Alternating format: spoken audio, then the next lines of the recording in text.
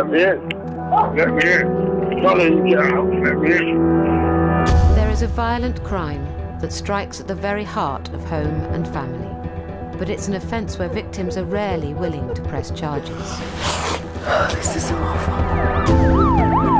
Working with Thames Valley Police for over 12 months, this film follows 3 extraordinary women, from the moment they call the police, all the way to trial and beyond. I can still feel his hand round my throat. I can still see his face and feel his breath. Taste that metallic taste at the back of your throat from the blood. They have waived their right to anonymity, to break the wall of silence and fear that surrounds domestic abuse. Imagine if I did nothing and he did it again to somebody else. You know, he is a danger to women.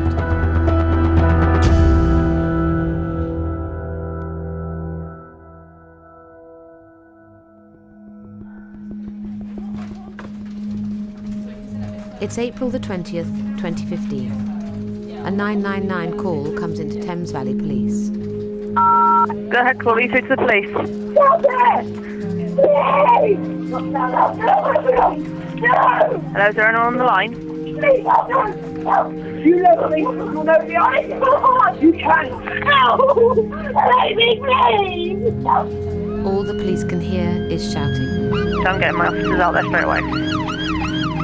The call cuts off after 2 minutes. Email panicky on the phone. But the police have tracked the position of the mobile phone, and officers arrive 7 minutes later. I haven't done anything wrong. Well, I'm arrested in suspicion of assault. Something's happened here. Yeah? The females get injuries that I can't account for at this time. Well, it can be sorted out, can't it? I'll go and stand outside. You lot So, yeah. can talk to her. That's enough suspicion for me to arrest you in suspicion of assault. What's your name? Sabrina, is it? Sabrina managed to call the police and throw the phone under her bed. Sabrina, we've got an ambulance coming to see you. She says she's been beaten by her partner, Paul Hopkins, for over 6 hours. Are you going to be happy to give a statement about what's happened today? I don't want to. I don't know. I appreciate that you're scared, but we've taken him away now. Paul is arrested and taken into custody.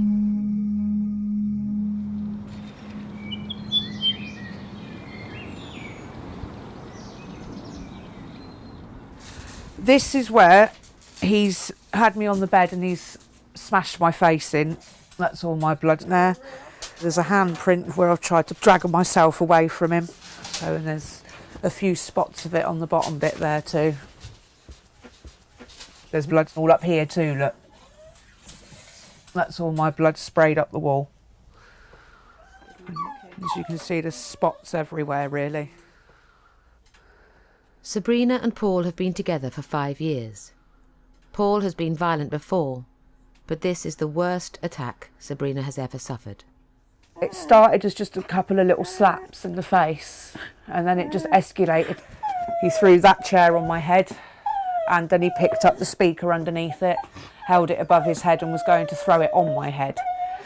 When I screamed at him, "Please stop, you're going to kill me," he said, "I don't care. I don't care because I hate you." I've never been so frightened. I honestly thought I was going to die. I thought he was going to kill me. Sorry. If the police hadn't have come when they did, he would have done. He was still going then. I can't even begin to explain what it felt like. It's almost resigning yourself to the fact that this is it, I'm going to die. I'm going to die. And then I got to the point while he was beating me where it was like, please, this next punch, just let it be the last one so that it does kill me and it stops. I won't feel it anymore.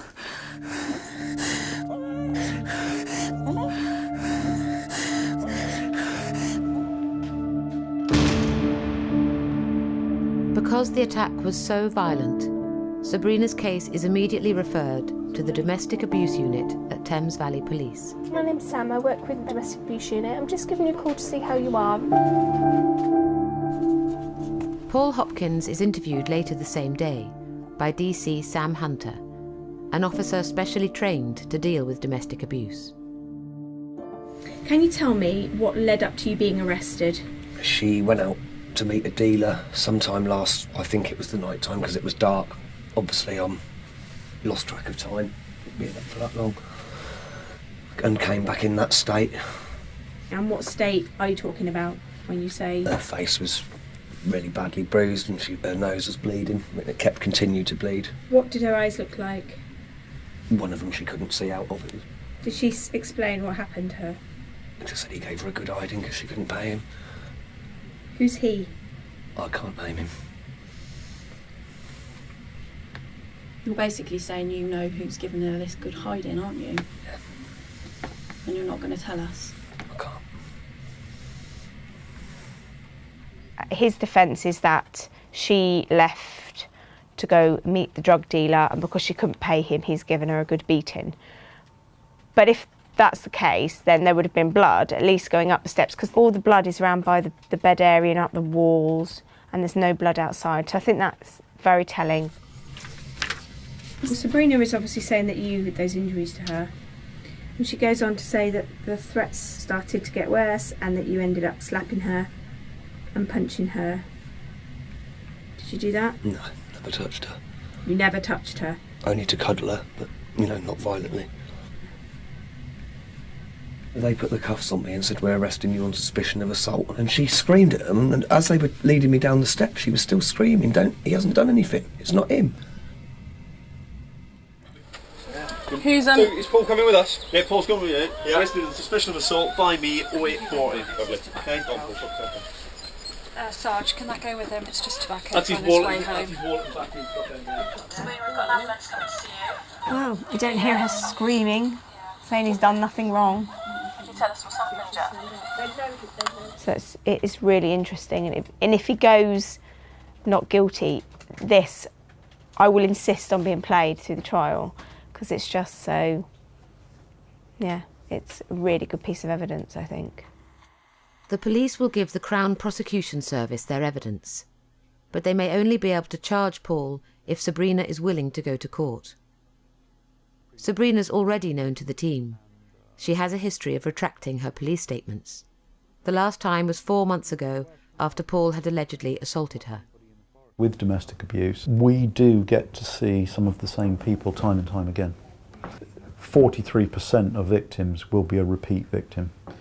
And when I say that, it means they will suffer another crime within a year of having reported a crime. They may be being abused by the same partner time and time again. And we will work very hard to break that. The Domestic Abuse Unit don't just deal with physical violence. A new case of harassment has just come in from a woman who is fleeing her partner. Hi Beverly, it's Charlotte Parker from Thames Valley Police. Hello, I'm just phoning with a bit of an update for our case. So Lawrence phoned Helen, and when he started bad-mouthing her father, she decided that she was going to call the police and tell them where he was. Helen has only been in the Thames Valley area for a few weeks. She met her partner Lawrence 10 years ago. I met him through a friend of ours, and just the minute I walked through the door, I just thought, I just knew.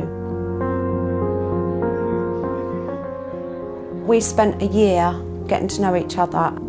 We had great fun, we'd go out places, we'd stay in, we'd have meals together, we spent every single day together.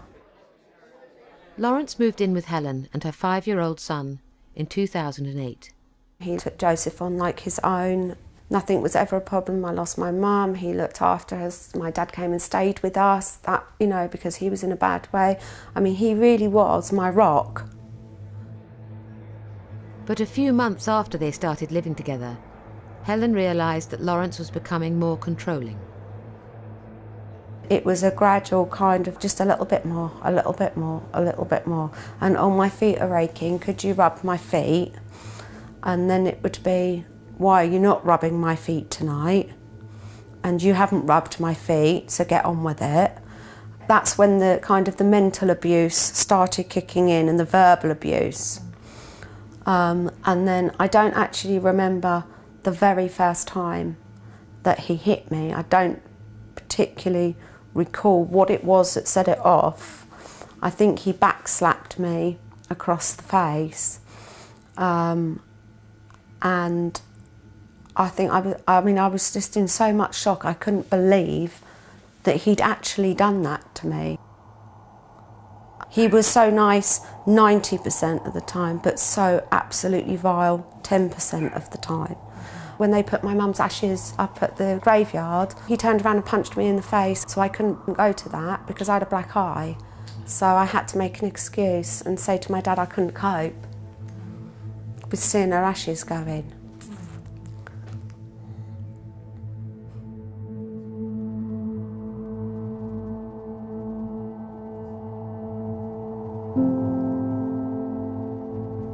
In January 2015, the violence escalated. The family was celebrating New Year on the Shetland Islands. That night, Lawrence viciously attacked Helen. Her 12-year-old son witnessed the attack and then managed to get out and run for help. Lawrence Feek was arrested and remanded in custody. From prison, Lawrence wrote letters to Helen begging for forgiveness. After a week, he was released on bail and returned to the family home. He came straight to Lincolnshire and gave me the, I'm going to a counsellor, I'm not going to drink anymore, I'm going to change, blah, blah, blah. And like an idiot, I believed him. So I took him back. 6 weeks ago, Helen decided to leave Lawrence for good. She's taken her son to the only safe place she knows, her dad's. But Lawrence has continued to send her abusive texts, which she's reported to Thames Valley Police. Helen was having hundreds of texts and calls a day. She said she didn't want the contact, she'd asked him to stop, and also it was the nature of the content of the contact, in that he's threatening to harm her, threatening to kill her.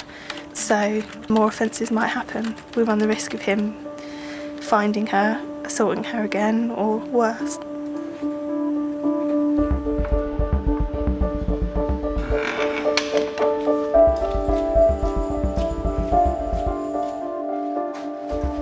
The day after Sabrina's 6-hour assault, her partner Paul Hopkins has been charged with GBH and remanded in custody. I've never seen such bad bruising.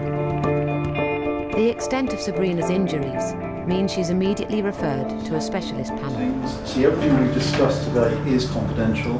Police, social services, schools and charities come together to protect people who are at the highest risk, at threat of imminent danger or even death. Can I just update you that I believe Nikki is an independent advisor for high-risk victims.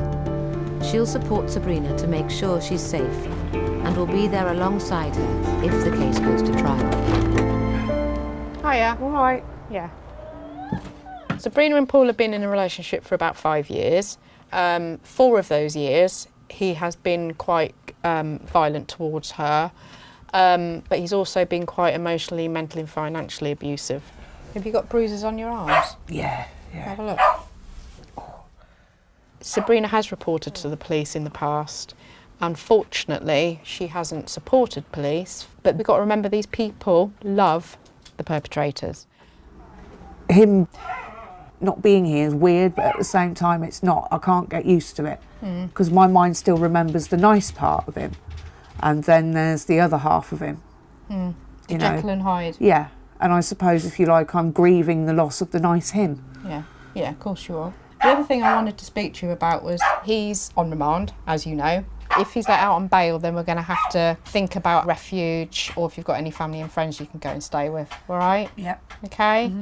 If he pleads not guilty, then he's going to put you through a trial, I'm afraid. So that means you're going to have to go to court and you're going to have to give evidence in court. We're possibly talking about 6 months if it goes to trial. Right. All right? But I don't want you to start worrying about court because we don't know. All right? We just don't know.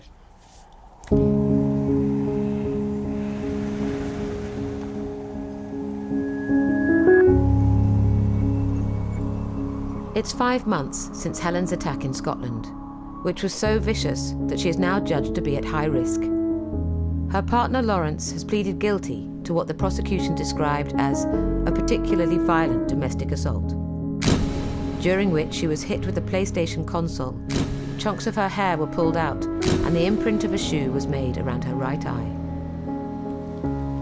The judge fined Lawrence £1,700, but did not send him to prison.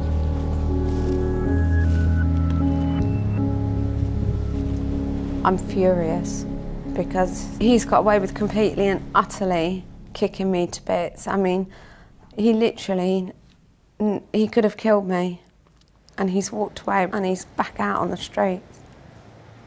He's just gone unpunished completely. I can't see him ever being brought to justice.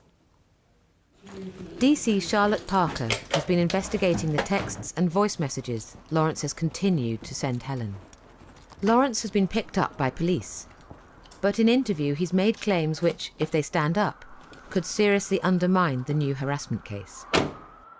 You don't have to say anything, but it may harm your defence if you do not mention, when questioned, something which you later rely on in court. Anything you do say may be given evidence. Yeah. Alright? Are you happy with that? Yeah. Understanding, yeah? Happy, And if you want me to go over for that? No, that's fine, mate. Moving on then. So you've been arrested for... When Lawrence was arrested, he said that he had been spending time with Helen over the Easter period last month, and they'd been going out for family dinners. As a police officer, we're here to investigate, and it's our obligation to look into that allegation. Because if we find out that Helen and Lawrence have been meeting up and having lunches and staying in hotels together, then it could completely close the case down if it's found to be true.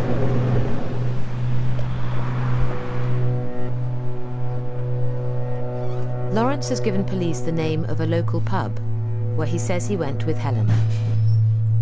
If Charlotte finds CCTV evidence supporting his claims, then it suggests Helen has not been honest with the police and will make it very difficult to get a conviction for harassment.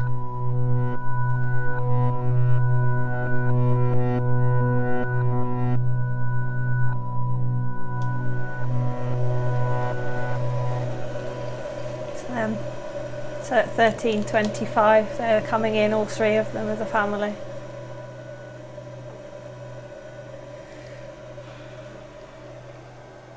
So this is Lawrence coming through the door, followed by Joseph and followed by Helen.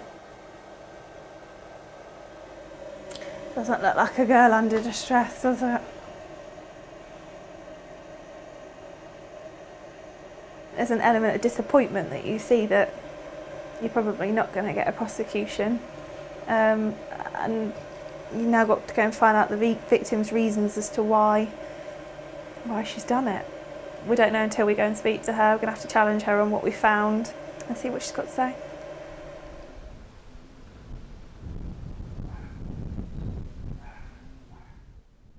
When Lawrence was arrested, obviously he's interviewed and he gets to give an account as to what he's got to say about it. And he says that he came to stay down here. Yes, he came down here. He told me he was here. He sent me a picture of him being here. But did you see him when he was I didn't see him when he was here. He told me he was here. But did you meet up with him? No.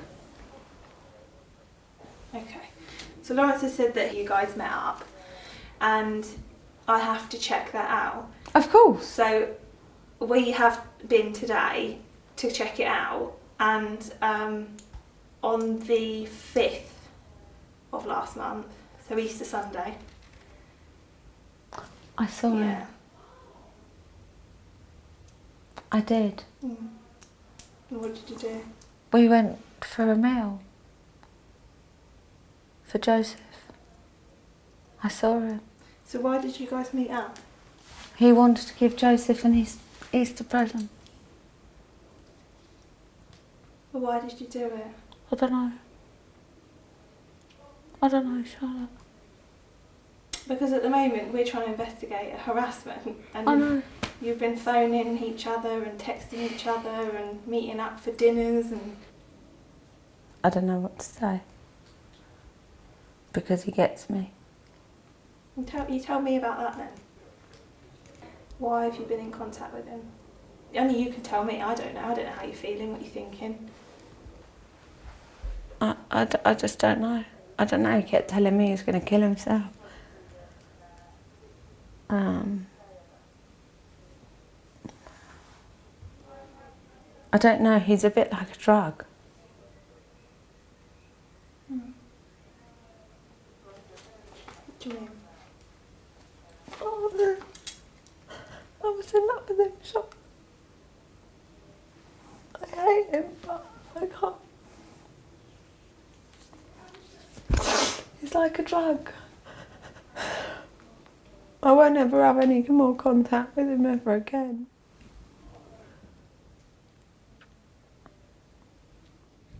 Helen's contact with Lawrence will make it hard for the police to pursue a case of harassment.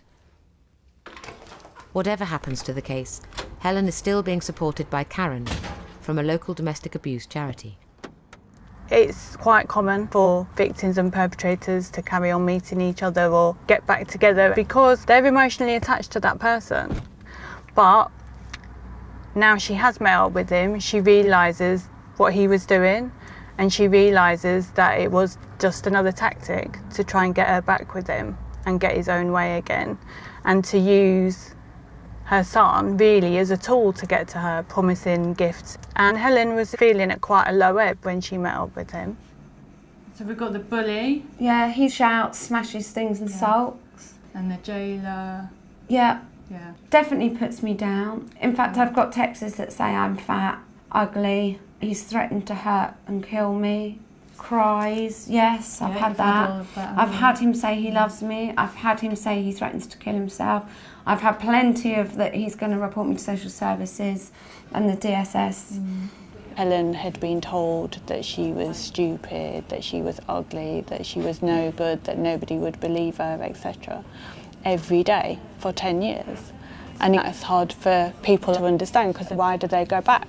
And they go back because they're really kind of testing the waters, if you like. So testing if they can manage on their own.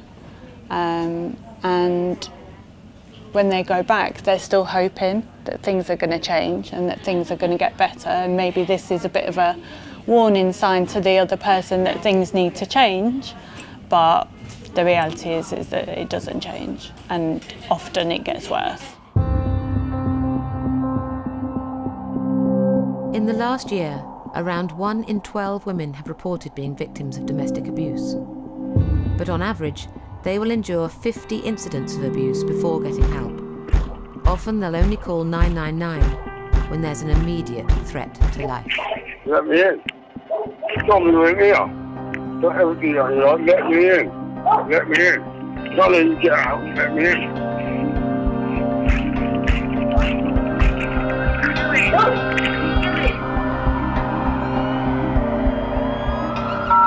Police emergency. Hello, I just had our neighbour come across. She's complaining that someone in her house just beat the shit out of her. Okay, we're going to get help to her. What injuries does she have, please? She could have broken ribs because she's having trouble breathing. Okay, we're going to get help to you. I want you to stay on the phone for me, all right? Okay.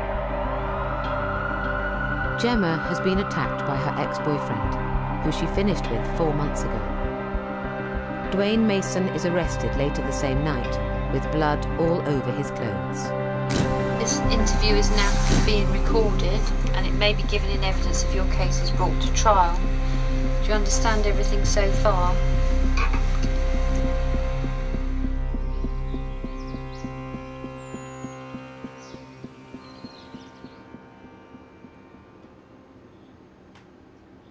I came in through my bedroom door, and as I've turned around, he's just headbutted me, and I fell on my bed. The blood was just dripping off my face.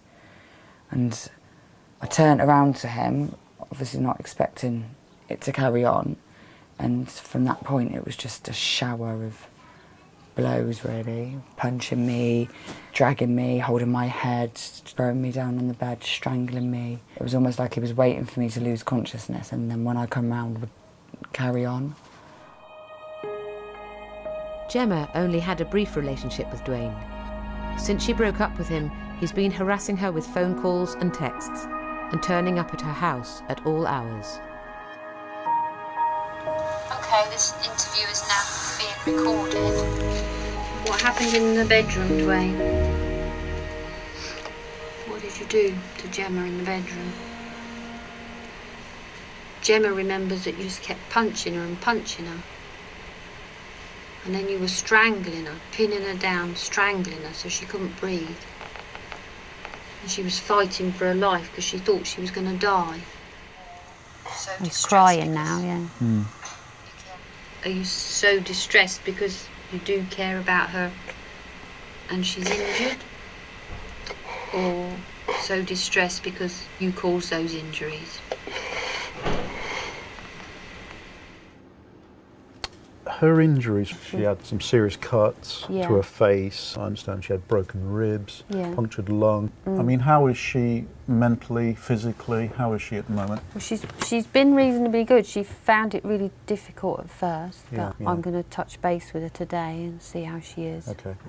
What else did we get in respect of connecting him to her? But there was clothing with blood on it. There was earring Yeah, I with was blood gonna on ask it as about well. that. They took the earring from him. And so. he was wearing that at the time, I'm Yeah. right in thinking, because that'll be a really Yeah. compelling piece of evidence which will tie him. Because at one point she describes him having her blood all over his face. So. Yeah, okay. But- And then as far as her wanting to go to court, how does she Mm. feel about that? She's sort of, yeah, She's up for it? on board at the moment, Excellent. yeah. Well, obviously, what I'm really pleased about is the fact that I think she's going to make a very good witness. Mm. And he's got a lot of questions to answer. He has, and he's been on the radar for a long time with Yeah. different women, and but you know, it's always been the same, that they've always been too frightened to do much about it. Mm. So Yeah.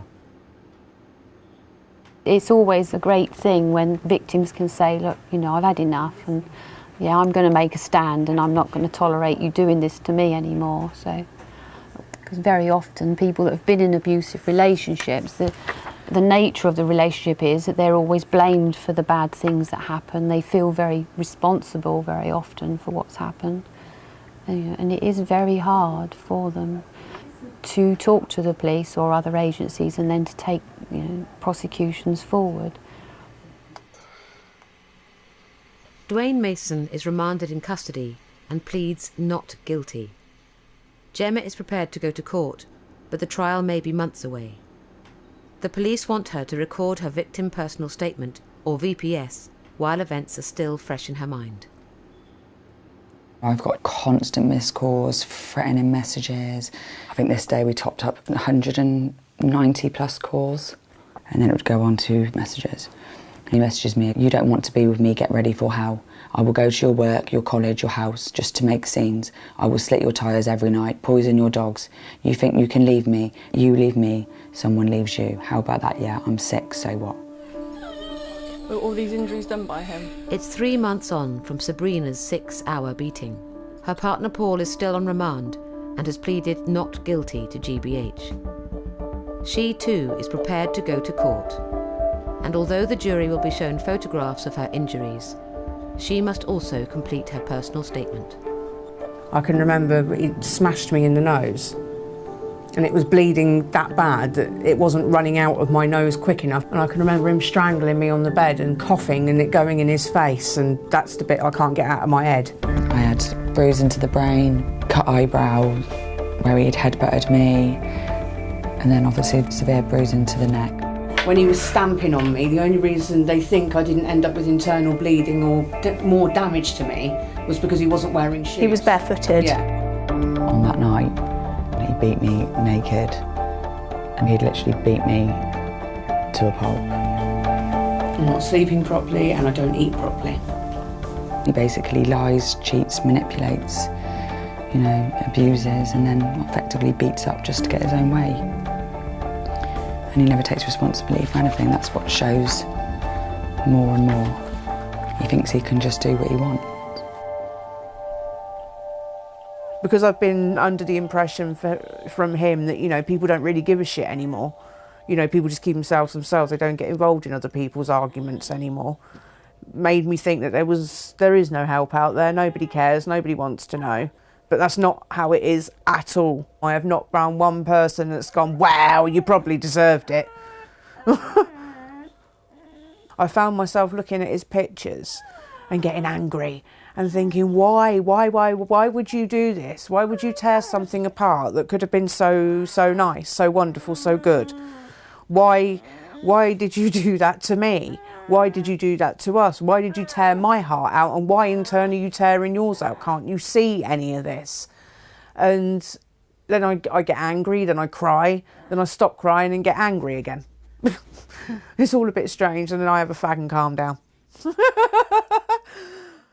But there's been a setback with the case.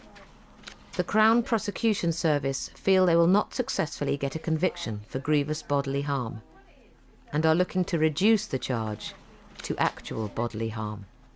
Unfortunately, her injuries don't reflect a GBH. It has to be either breaking of the skin, so like a stab wound, or skull fractures, or broken arms and legs, and it's not any of that. And she had this awful beating and she looks horrendous, yet she's very lucky and she only really had a fractured rib. It always amazes me that somebody could be beaten senseless, and because they don't have really serious injuries, it can still be an ABH. I do wonder about that sometimes.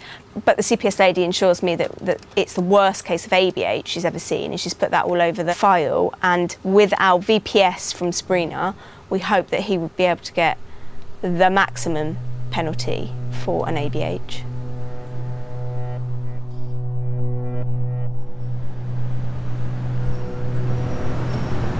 It's 3.5 months since Helen and her son fled to her dad's. Because she met up with Lawrence, the harassment charge against him has been dropped. Helen is still trying to keep away from him, but he is persistently phoning, texting, and contacting her on social media. So the police have issued her with a 24-hour panic alarm, and her address is flagged as top priority. He's very, very angry with me, and once he flips, he can't control himself. So, you know, there would be no reason for him to be able to control himself, you know, if he saw me or if he came looking for me. To protect herself and her son, she's applied for a non-molestation order, forbidding Lawrence from having any contact with her via text, phone, or social media. But Lawrence ignores the order and is arrested a week later. Can you tell me why Lawrence is with us, please? Yeah, so at 6 o'clock this morning, he was arrested on suspicion of harassment and threats to kill. Lawrence has sent in excess of 9 voicemails and several emails to his ex-partner, which are unwanted and of a threatening nature. Saved messages. You fuck, you dirty fucking skank. Wait till I get hold of you, because when I get hold of you, I'm gonna beat you inside out.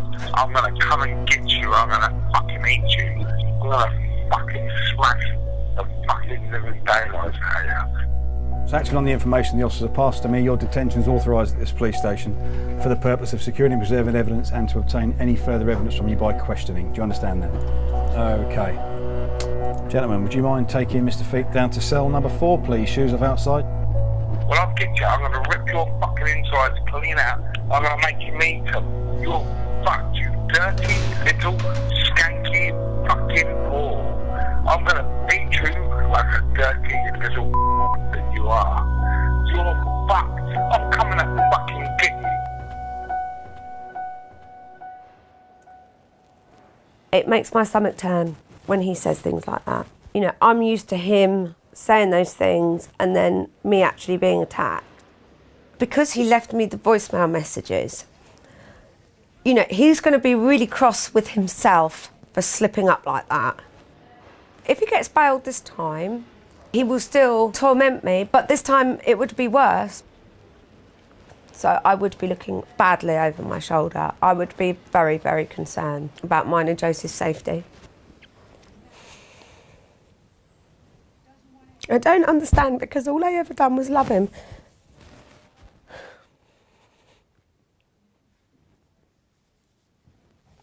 And I can't get in my head, I don't understand why you would want to hurt somebody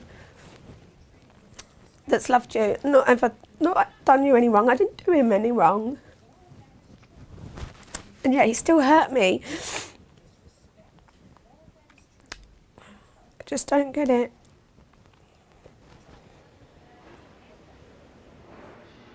After a night in the cell, Lawrence is taken to the local magistrates' court. As a police officer, we'd like to keep people locked up because it helps us keep people safe. You know, he's got a proven track record of breaching conditions or actually abusing victims or this particular victim whilst he's actually on bail. It's not that we don't disagree with the decision by the Magistrates' Court, but it is their decision to make, and they've made it. Hello, is that Helen? I'm just calling from the domestic abuse team. It's just to ring you up and give you an update from the court result today where they've bailed him. Okay. But we've got some conditions. He's not allowed to contact you, and that's directly or indirectly. So that if he gets somebody else to ring you or contact you on his behalf, he'll be breaching that condition.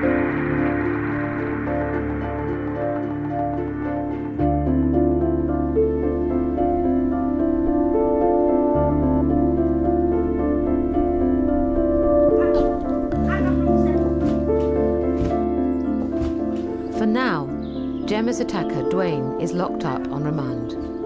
But as the court date for Gemma draws nearer, she has to face the possibility that he may be found not guilty and released. He won't be able to come near me, will he? Or the kids. Not to contact you. That's what I'm more worried about, and I want to put that in there, is that I don't want, you know, I don't want my kids to have to bump into him. Yeah. He's done the worst to me, but I don't want him to use my kids to get to you. Mm. Gemma's kids weren't in the house when the attack happened, but they saw their mum in hospital immediately afterwards. She's asked her specialist support worker, Jackie, to help her kids know how to keep themselves safe if Dwayne is released. For a child, no matter what age, to witness domestic violence, whether they see it firsthand or whether it's when they've gone to bed and they can just hear banging and crashing and screaming and arguing, they don't know what they're going to wake up to in the morning. So I've spoken to your mum. Hopefully what's going to happen is we're going to apply for a restraining order, which means he won't be allowed to contact you or come anywhere near the property, okay? If a restraining order isn't made, this is what I'm going to do, is a little bit of safety planning with you now, so you know what to do in case you bump into him, in case any trouble starts. So, you have a mobile phone? Yeah, but it doesn't really work. It does work, you just don't charge it. No, I can't ring people. Well, we can put, if he gets out of jail, we can put some credit on there, yeah. We'll make sure whenever you're not here, you've got credit on your phone. So if you've got a phone, then, you know, if you're worried or you're scared, then you can always phone the police. That's what they're for. And you know what number to ring? 999. Correct. Well done. Top of the class. Say he approached you and you felt that you couldn't call the police because it might cause more harm. Phone your mum or phone a friend or phone anybody and use a code word. I think because you're an Arsenal fan, if you phoned up a friend or anybody and said, I now support Spurs, I reckon they're going to know that's not true and you need some help. So they can just say, OK, where are you? And then they can call the police for you if they need to or come and find you. All right? OK, so lots of safety planning has been done in the house. Put the post box, done the fence, the locks. If anybody knocks on the door, don't just open the door, look through the safety hole first. If he did come to the property and if he did get in, the best thing to do is find a room where you can lock yourself in. Is there a room? Toilet. Toilet's very good. And you run into the toilet, you lock the door and then you phone 999. All right? OK? Yeah? Is that fine? Have I waffled on enough?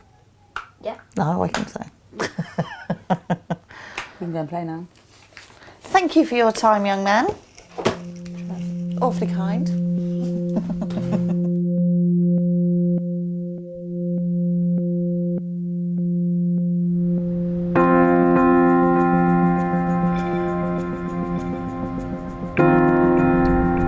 Lawrence has been released from police custody. Helen has decided it is time to clear out the house she shared with Lawrence in Lincolnshire. She's going back with her dad, a family friend, and her son. It's going to be a fresh start for me and Joseph, and it's also it shows Joseph, you know, I'm serious, I'm not going back. He's been through a lot, he's seen a lot. The other week he said to me, it's my fault, and I said, no, No way in this world, Joseph, would that ever be your fault. It's his fault. She has no idea where Lawrence is or whether he'll be at the house. I'm nervous that someone might turn up or anything like that. I'm very, very nervous. I'm glad it's for the last time.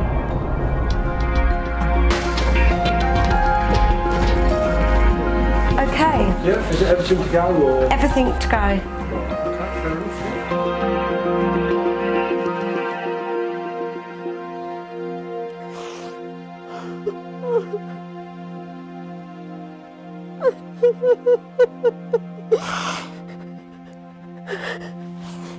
This is awful.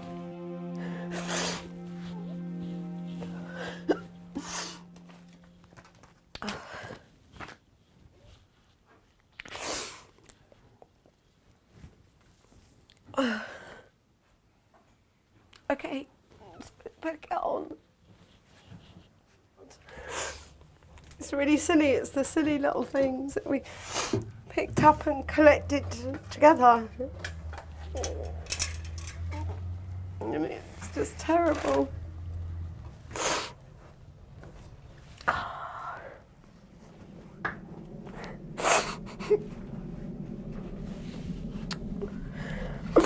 As a dad, I feel gutted. You don't bring them in this life to finish up like this, do you? All these years she's been telling me everything's wonderful, great time, having a good time, everything's fine. They look very happy together, but you never know what happens behind closed doors, that old saying. You never know, do you? I mean, you see how nice it is in here, good life they had, and behind the scenes, terribly sad.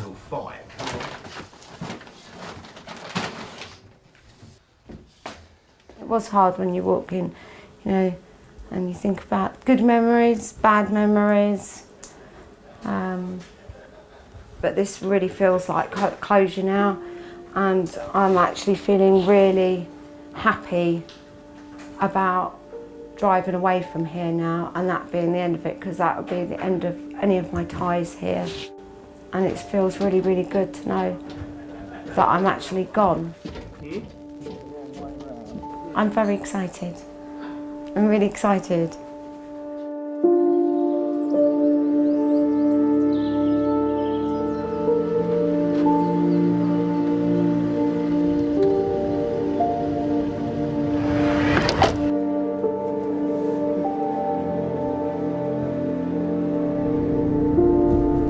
Months after she was assaulted, Gemma has to go to defend her allegations against Dwayne Mason and take her place in the witness box.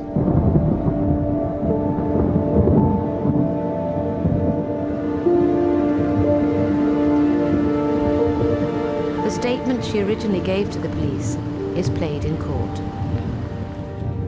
Obviously, realise the importance of telling the truth. If you can tell me in as much detail as possible exactly what happened. I was woken up by just banging on the door, hammering the door, shouting, hammering the door. So as I've got into my bedroom, I could turn around and he just headbutted me, and he's just punched me. He was dragging me around the room. And he just wouldn't stop really. The room's covered in blood. I can remember thinking in my head, like, he's gonna kill me.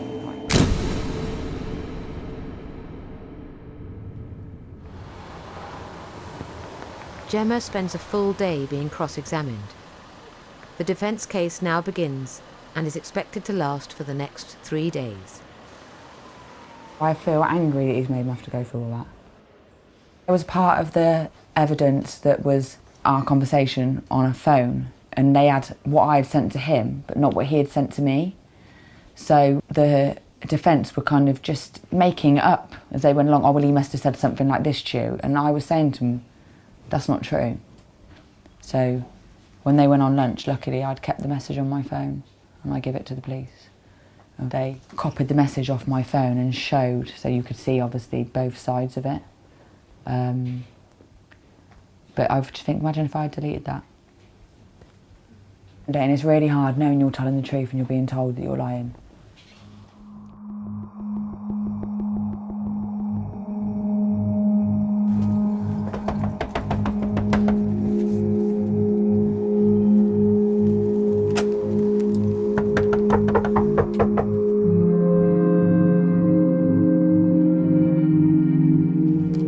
month after Helen was granted a non-molestation order, Lawrence Feek is arrested for breaching it for the second time.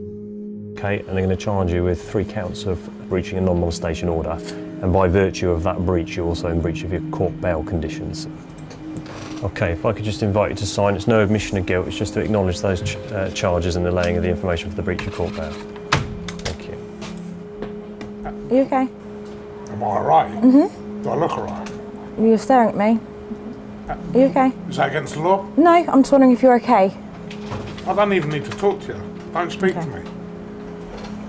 Okay, because of the nature of the fact you breached your court bail conditions, I have no choice but to put you before the court first thing tomorrow morning.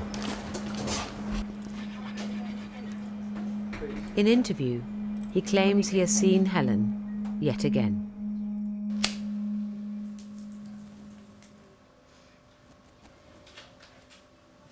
The phone rang and it was Lawrence, and he was sobbing, I mean really crying. I can't even explain how badly he was crying. He sounded awful, and he said that he was going to hand himself in, and he'd booked himself into the Travelodge in Slough.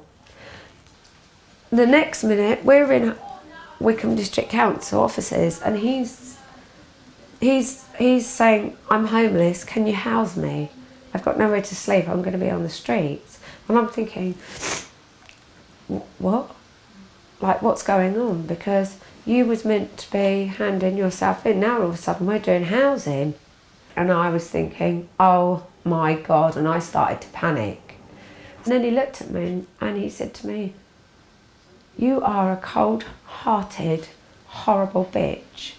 He said, "Look at you," he said, "there's not even an emotion in you." He said, "You really don't care."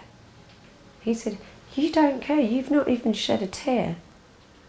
And then I realised at that very moment, because there was no emotion. I was sat there like I am now.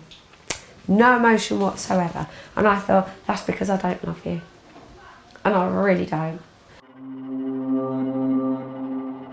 Helen rang the police immediately and told them where Lawrence was. Today, Lawrence is at the Magistrates' Court, facing 3 counts of breaching the non-molestation order. Yet again, Helen is waiting to hear whether this time he will be remanded in custody. Yeah, and we literally just got the update through about 10 minutes ago, so one of my team is going to be on the phone to her if they're not physically on the phone to her in the office at the moment, and they've let him out again. No, I'm not, that's why I wanted to ring you. Yeah, that wasn't quite what I said. I went, oh, for fuck's sake.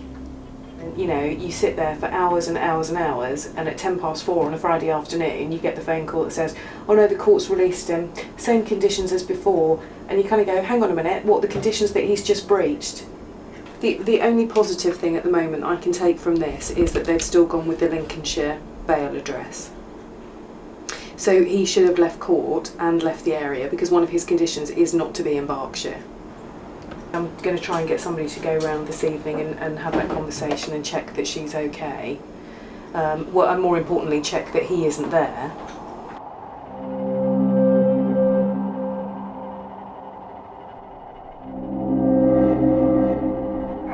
Come on, Dad, they've bailed him. And they don't know if he's still in the area or not. No, Hannah's just told me that. So just wait a minute, because I've got to phone her back. Where is he walking? Is he free? Like literally free right this second? Did somebody pick him up, or is he just? How? I don't know what planet they're on.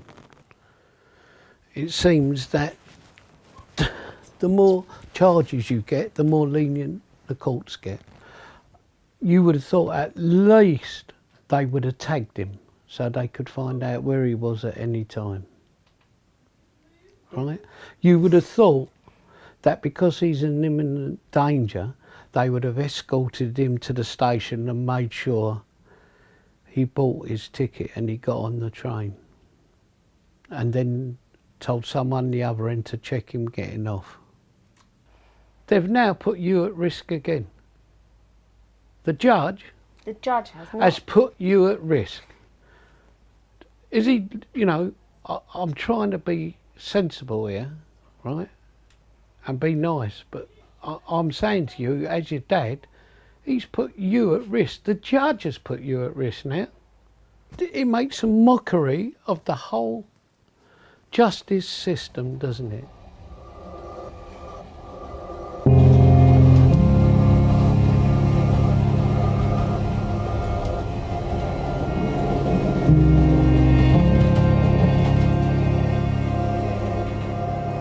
It's taken Sabrina's case almost 6 months to come to court. Today she will see Paul Hopkins for the first time since the attack. How are you feeling then? Strange, a bit of a weird mix of emotions. Like I said, I'm happy that, you know, today's come, he's going to get what's due, but at the same time I do hope he's okay. I'll be sad to see him go down for any length of time, but at the same time I should be pleased as well, and that's the bit I can't get my head around. Why would I be sad after what he did to me? I don't know what to expect in the way of what he feels, you know. Does he feel guilty? Is he just going guilty because he thinks it's going to, you know, light a sentence or what? I just don't know. Paul has just pleaded guilty to the lesser charge of ABH, so Sabrina will no longer have to face cross-examination, but she wants to see him being sentenced.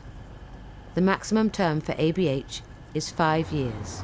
Today just feels like the pinnacle day. Feels like this is the day that everything could change. This day sort of hinders or helps the rest of my life.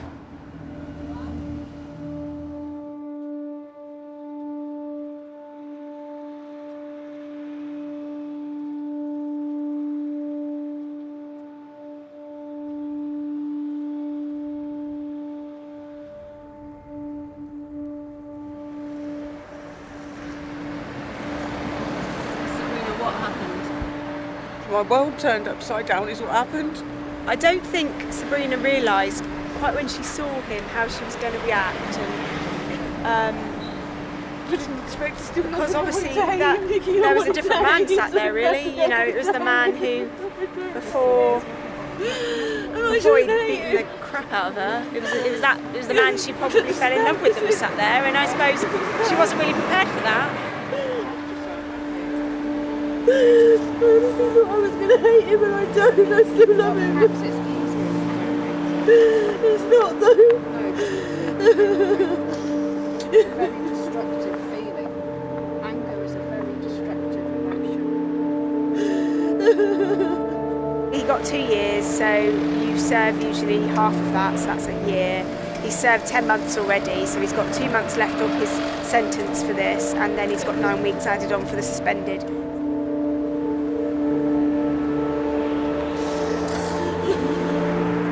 When the judge said that Sabrina was lucky to come out of the flat alive, and I thought she's going to throw the book at him.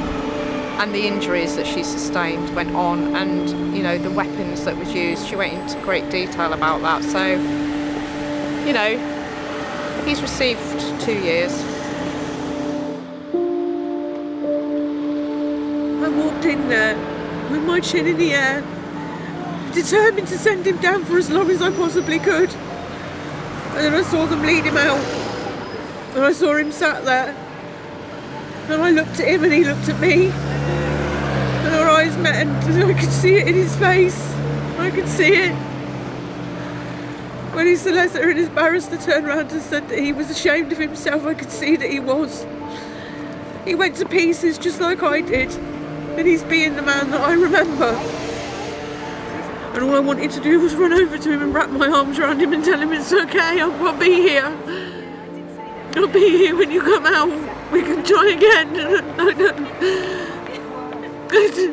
know. I don't know.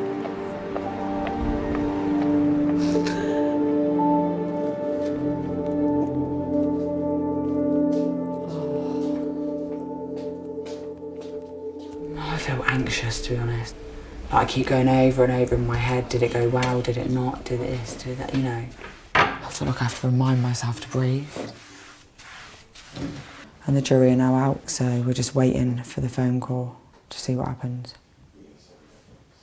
Like, the anxiety's built up through the week, so At least it'll be over either way now. Hopefully he doesn't get off and do it again. You know, that's more what this was about, to be honest. Imagine if I did nothing and he did it again to somebody else. You know, he is a danger to women, totally, mentally and physically. He's a danger to women.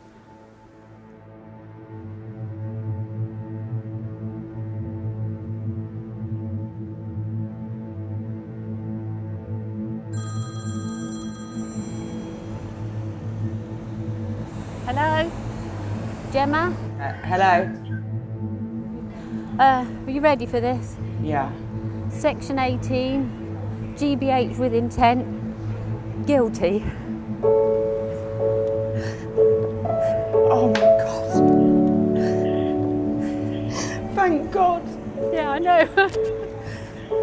Thank you, Julia. Seriously, thank you so much. I'm stood out here by the buses, I hope none come along. Thank you so much. Thank you so much. Just stay there and pour yourself a glass of something. So we got the right result at the end of the day, so. All right. Thank you, Julia. All right, bye. You got it.